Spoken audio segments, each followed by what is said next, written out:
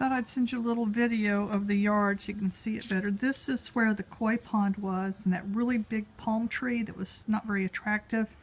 And when you looked out my window, all you saw was it. You couldn't see the rest of the yard. That little stick in the middle, right here, that's a redbud tree, so that'll get pretty big eventually. And these are Siberian iris. This is a camellia. They bloom all over. In fact, they've got buds on them, so I guess they bloom in the winter. These are lavenders, and these are ferns that do really well. That's a asparagus fern. These do really well. This is my hibiscus. It got frozen and then droughted and then frozen again, but it actually had a gorgeous orange blossom on it last week, but it fell off. And that kind of dies back if it gets very cold in the winter. I moved it over there. They do well in pots. Okay, back here is kind of messy. This is where we stopped. So phase 2 will be to take up all these big shrubs because they, basically block the view of that whole yard. And then this is kind of a trash tree that grows here. And this is my philodendron, and it froze last year, but it's all come back. All right, and then if you step back, I'm standing where the little bridge was now. So you can see I've got a lot of fern type plants that do well here with the shade and the moisture. There's some pots back there that I'll have to fill when spring gets here. And so this is basically where the gazebo was. Hi, Hannah. And over here you can see these two little white, they're just pipes in the ground, but they're going to put stakes, posts there, and that's where my hammock will be, in that corner. Okay, so that tree's still here, so I'm backing up now. And I'm standing at the edge of the first part of the patio, so that's all where the gazebo was, and you can see that it really blocked the view of that big yard. And back behind there I'll plant more ferns and ginger that grow in the shade.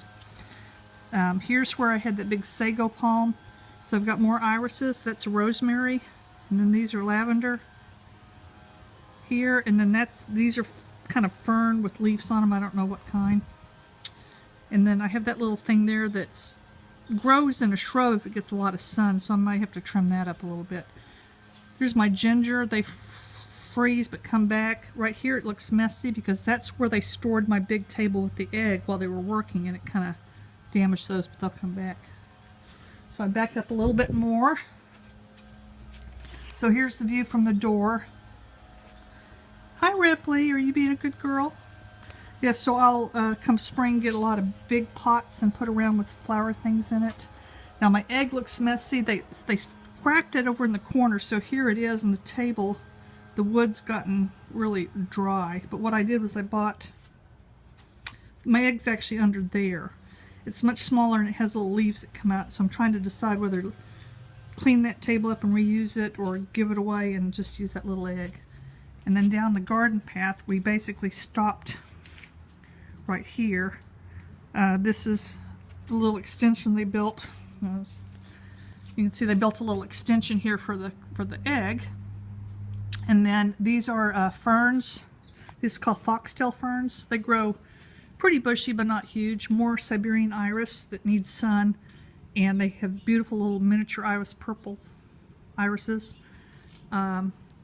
there.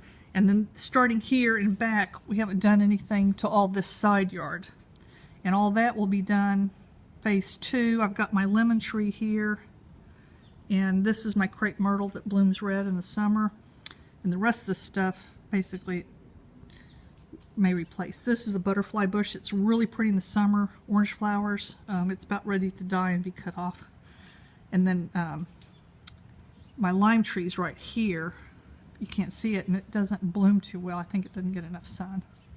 Anyway, so that's phase 1 that's done, and we'll fill in the next couple of years pretty nicely, and that tree will grow and make a big shady area there.